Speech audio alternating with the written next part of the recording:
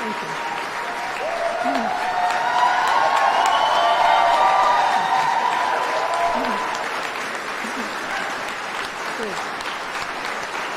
Thank you, everyone.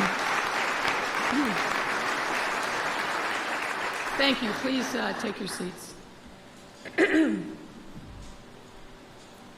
We are here, my dear friends and colleagues, for a moment of triumph and celebration. A time of reflection, to be sure, but also a time to revel in the present and look to the future just over the horizon. The mandate that I was given 4 years ago was to break up the status quo that failed our residents for far too long, and to chart a new path, a new compact between the government and the governed. And that's what we did. We did it despite facing epic challenges of historic budget deficits, a global pandemic, the likes of which we had not seen in 100 years, a massive economic meltdown, civic unrest, and escalating violence following the murder of George Floyd. I sincerely mean what I said. Looking back, we have a lot to celebrate. To be clear, all of these challenges, many of them coming within a few months of each other, which resonated deeply, profoundly, tested us, and tested me personally in monumental ways. We all know the phrase attributed to the German philosopher Nietzsche, "What doesn't break you makes you stronger." We all could likely write a thesis on the many ways in which that observation has proven true, especially over these last 4 years. There were certainly times when the sheer number of challenges mounted on top of each other brought me to my knees. You see, when you literally look death in the eye, as I had to, and realize that the decisions that you make in the midst of a crisis will impact who lives, who dies, what businesses survive, which fail, and who has income and who doesn't, all of which were served up on my plate over and over again. These challenges pushed me closer to my faith, and through it all, I believe, made me a better leader. A battle-tested leader, to be sure, but I also hope and believe that it made me a better person.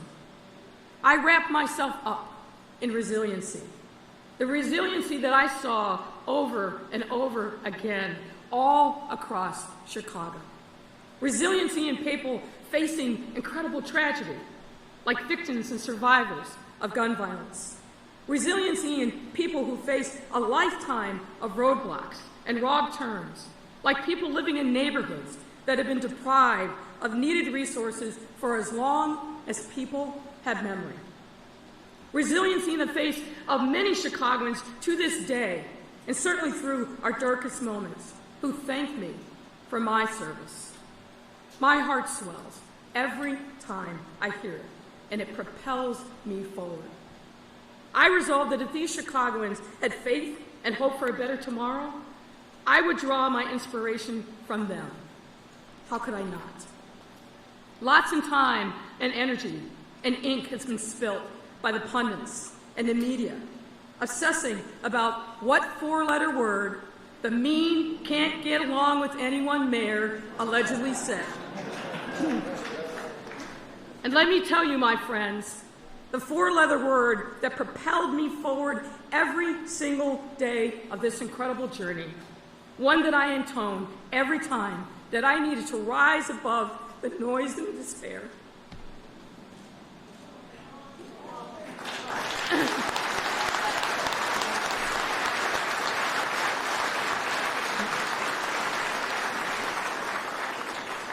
That four-letter word was spelled H-O-P-E.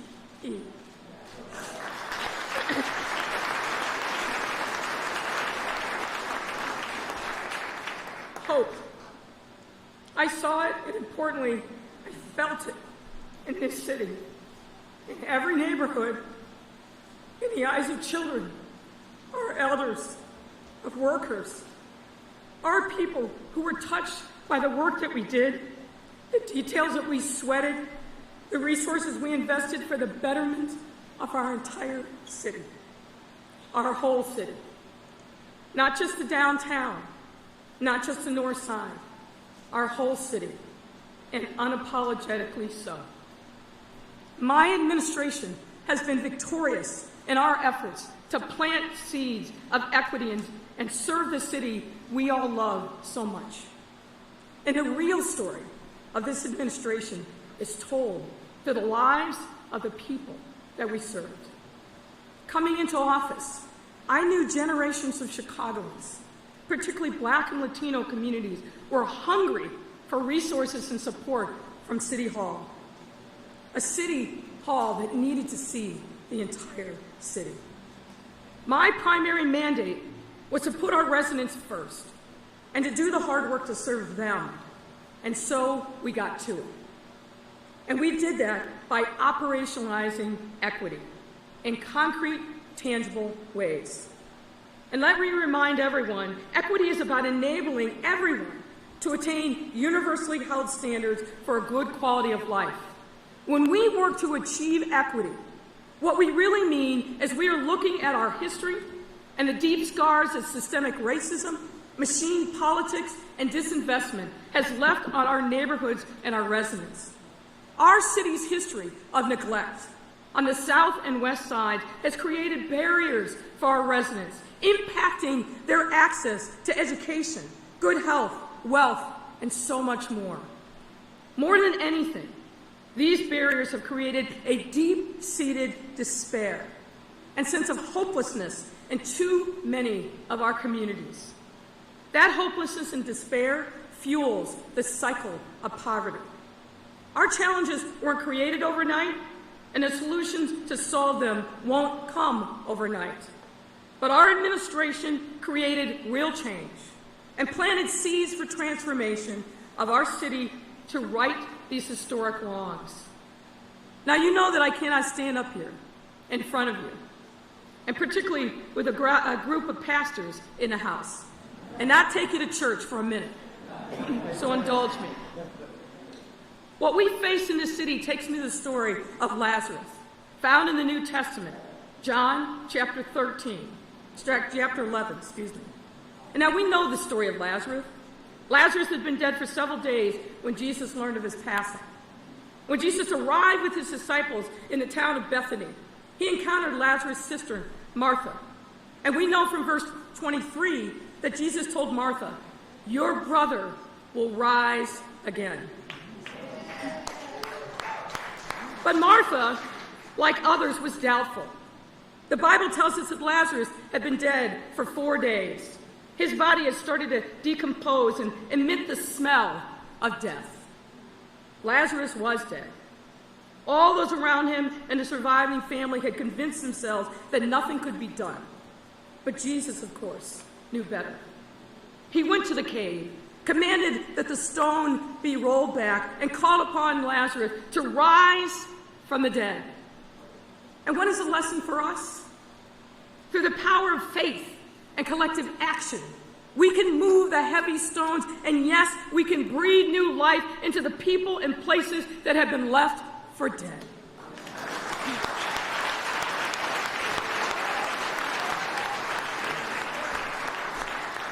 We have shown business and philanthropy that our neighborhoods cannot and should not be left for dead. That there are customers with buying power, and importantly, people of goodwill all around who have been toiling block by block for decades but need some extra support.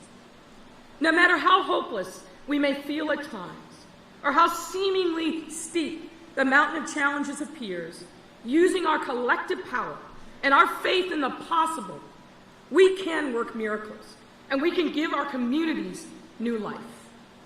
These are not just words. We prove that over and over again these last 4 years. Let's start with the pandemic. This once-in-a-lifetime global public health crisis absolutely humbled us and forced us to look humanity squarely in the eyes. I still remember the surreal feeling of learning about the city's first COVID case.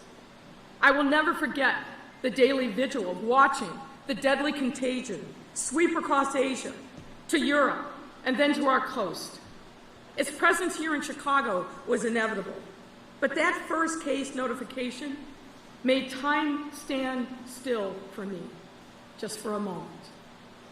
We faced unprecedented challenges over and over again that we exhausted our vocabulary to describe the enormity of the moment. The enormous historical disparities laid bare by the pandemic were flashing like neon signs. We had a lot of heartbreaking decisions to make throughout the pandemic that required selflessness and service from all leaders, essential workers, and really every single Chicagoan. We understood the gravity of shutting down and shifting our economy, but we knew that our most important priority must always be keeping people safe. With the wisdom and guidance of CDPH Commissioner Dr. Allison Arwady, who's with us here today. Stand up, Allison.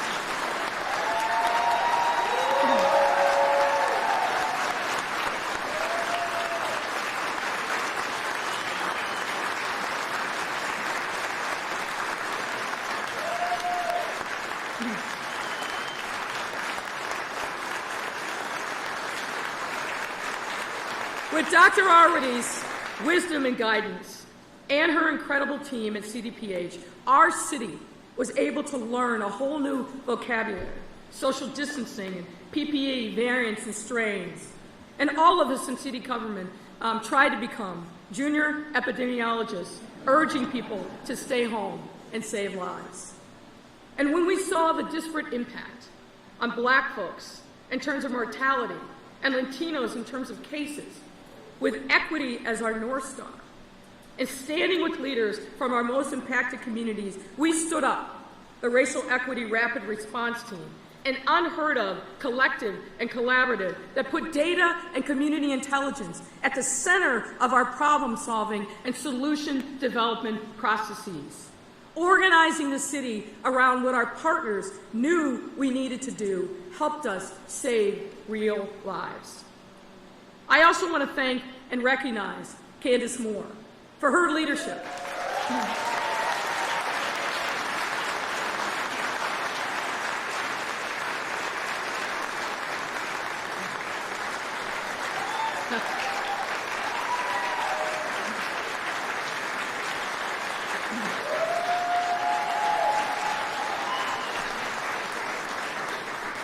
I want to thank Candace Moore for her leadership of those efforts and for her tireless work as the city's first ever Chief Equity Officer to change the way that the city does business so that we can ensure that everyone achieves the highest and best outcomes.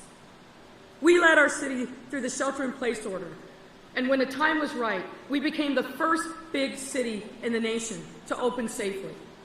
We had a solemn obligation and a dire urgency to save people's lives by getting to the root causes of inequity. And we took on the seemingly intractable, generations in the making problems that had shackled and laid low too many generations of Chicagoans. Taking on these challenges, even in the face of formidable odds, made us all the better for it. And I want to thank two other people whose names you probably don't associate with pandemic relief, but that's Samir Mayakar and Michael Fastnock.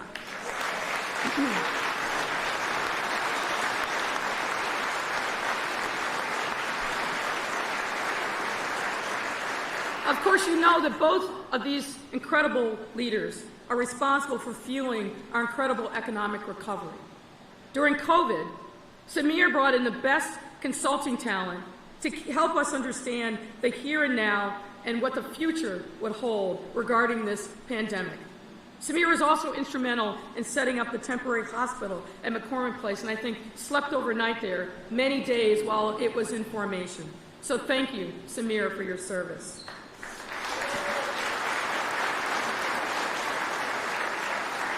And to Michael, I am forever indebted for your very wise counsel and helping communicate with Chicagoans during the very scary times and making Stay Home, Save Lives a cause to rally behind. Thank you for your service.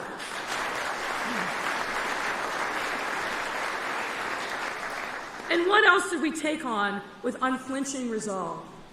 We put our fiscal house in order. I have to thank the financial dream team of Jenny, Susie, and Reshma.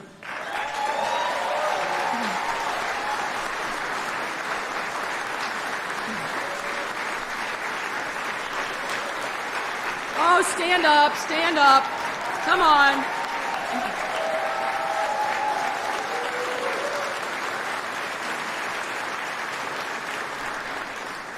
Because of their hard work, we leave office with a budget surplus, 13 rating upgrades, prepaying our pensions even, a job well done, ladies.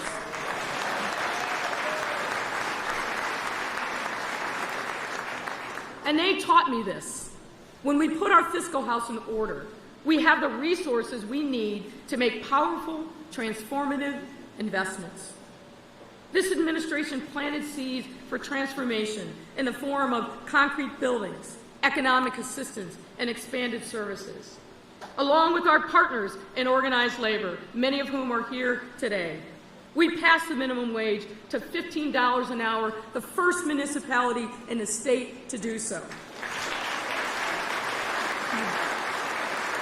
We passed the most expansive fair scheduling ordinance in the country to make sure that particularly low-wage workers, and many of whom were women of color, had predictability and knew when they were going to be able to manage their money and their child care needs.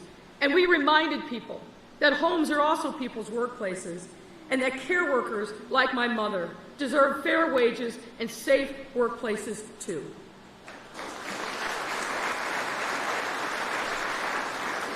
And we began reforming the regressive fines and fees that kept working Chicagoans in a spiral of debt.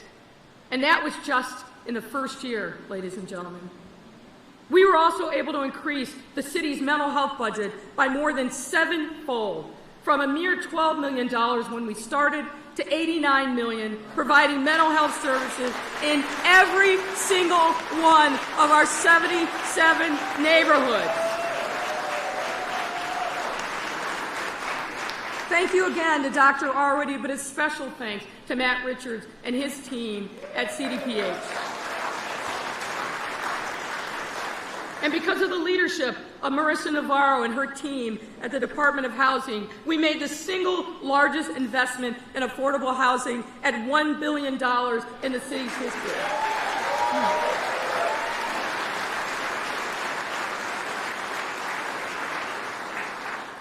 And because of the leadership of Angela Tovar and the environmental justice team, we made the largest investment in environmental justice in the city's history at $188 million.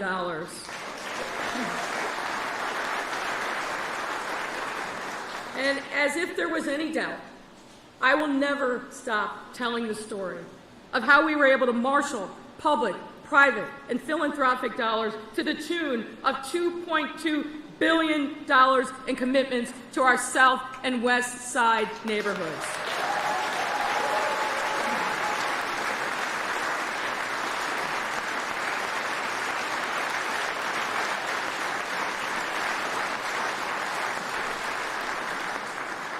It's clear to see that we got a lot done over the last 4 years. But that's not what this administration's story is all about. As I said at the beginning, our story is told through the people we serve. Our story is told through residents like Valerie from Auburn Gresham, one of thousands of Chicagoans who struggled to pay her debts, and particularly her water bill. Rather than cut off residents' access to a resource as precious and vital as water, through our utility billing relief program, Valerie was one of 20,000 households under our administration that received relief totaling $33 million and counting. Valerie's water bill was reduced by 50%, and she stands to have her debt entirely forgiven, ensuring that she can always have access to this crucial city service and resource while not spiraling into further debt. Our story is also told through developers like Leon Walker, Cornelius Griggs, Dion Foreman, A.J. Patton, Tory Barrett, Louis Puig, Related Midwest, and so many others whose high-impact real estate developments on the South and the West Side have benefited from our Invest Southwest program and created thousands of jobs, housing units, and services for residents so they can achieve upward mobility in a thriving neighborhood.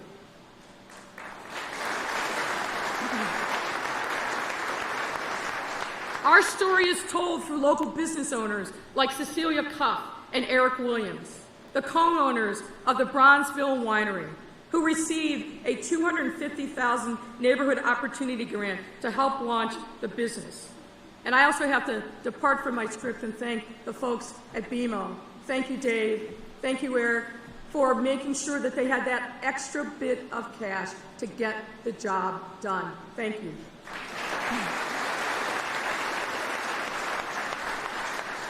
After 1 year in business, Bronzeville Winery is flourishing, not only offering Bronzeville a great dining option, but also serving as a cultural incubator and bringing the community together. Cecilia and Eric are a shining example of what is possible when we empower residents to open businesses wherever they are and whoever they are when they choose. Our commitment to holistically addressing public safety is demonstrated through city leaders like Willette Benford, who I appointed to be our first ever Director of Reentry Services, and to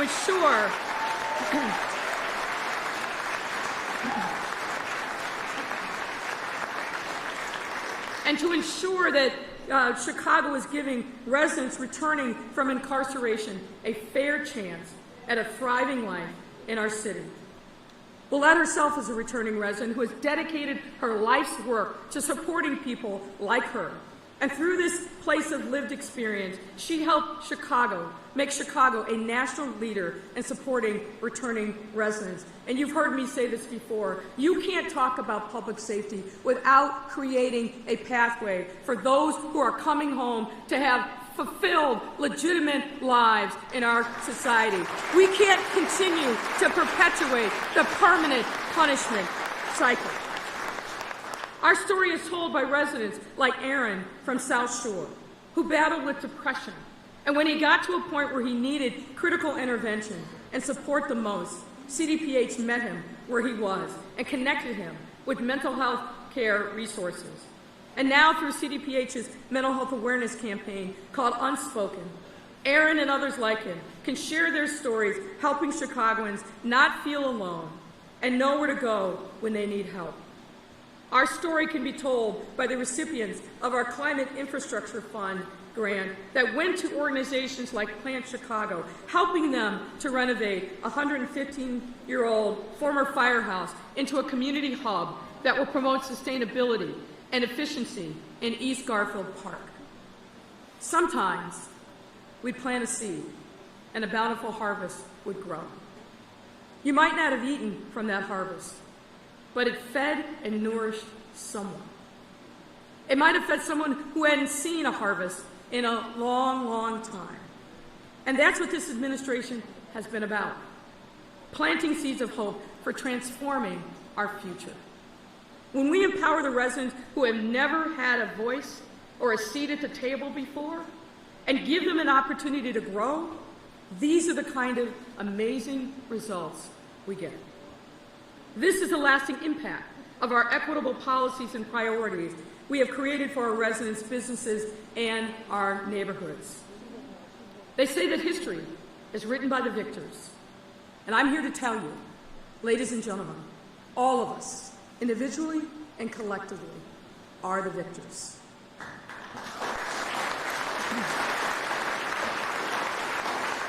Each of us has persevered through adversity, and we have given the full measure of ourselves to bend the moral arc of history toward justice here and now in Chicago. This is our legacy. And I think, considering recent events, Chicago is going to stay in this lane of progress for a long time. I'm more optimistic about our city's future than ever. I'm optimistic because of the work my administration has done to make transformative investments in our neighborhoods and our residents. And I'm optimistic because over the last 4 years, we did everything that we could to maintain and further Chicago's status as a global, thriving, and welcoming city. But I'm also optimistic about the future of this great city because of you and Chicagoans like you. There are daily threats to who we are and what we must become for our families and our children to thrive. But we have faced and vanquished those threats over and over again because that's what the moment demanded. Our residents have inspired me every day. On the days when I was weary and my spirit was low, meeting residents and learning about their hopes and dreams motivated me to keep my head up and to keep working. Time and again, I've seen residents and neighbors contribute to their communities in amazing ways. And I'll say to the media, tell those stories of Chicago. They exist. They're there. Tell them. I've seen community leaders who have been serving for generations work with such determination and conviction to bring their vision to life, no matter how long the road ahead. And to borrow a phrase from a friend, these aren't Johnny-come-latelys. These are people who are deeply embedded in their communities and love them through thick and thin. I've seen business leaders and the private sector take huge bets on Chicago, even when the public narrative told them not to. Chicago's residents, neighborhoods, and businesses will always, always work to uplift each other, because that's just who we are. When a great fire lays our city to ashes and rubble, we build a sturdier, stronger city. When the brutal winters chill us to the bone, we put on another layer and we forge ahead, dreaming of spring and summer, but never stopping even in the face of nature's tempest. When city government and the private sector disinvest in our neighborhoods for decades, we call upon leaders to step forward and steer the ship in another direction. Every resident from every neighborhood wants the same things for our city. They want to feel safe in their homes and their communities. They want to have every opportunity to lead happy, prosperous lives, and that they want those opportunities available at their fingertips. And they want to see their beloved hometown, the third largest and #1 greatest city in the country, succeed. Regardless of who comes and goes on the 5th floor, Chicago is going to continue working together to achieve the city that we all want to work and live in. My friends, it's been the honor of a lifetime and a privilege to do this work with you these last 4 years. Just as it's impossible for me to list all the achievements we've made together, it's impossible for me to thank every single person and organization that I've had the pleasure of working with. But I'm going to try because you're all here with me. To the partners from the city and region who are our critical collaborators, thank you for coming to the table and making a contribution. To the fellow electeds that I've stood with and worked with, thank you for your counsel and your partnership. To the residents who engaged with us and informed us, held us accountable, and worked with us, thank you for contributing your time and efforts to the betterment of your city. And to the mayor's office staff, the hardest working team ever to have the privilege of working on the 4th and 5th floor.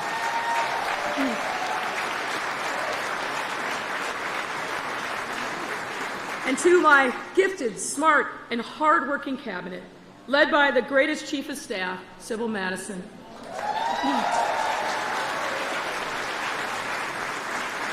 I just have to say thank you, thank you, thank you. And thank you to Kelsey.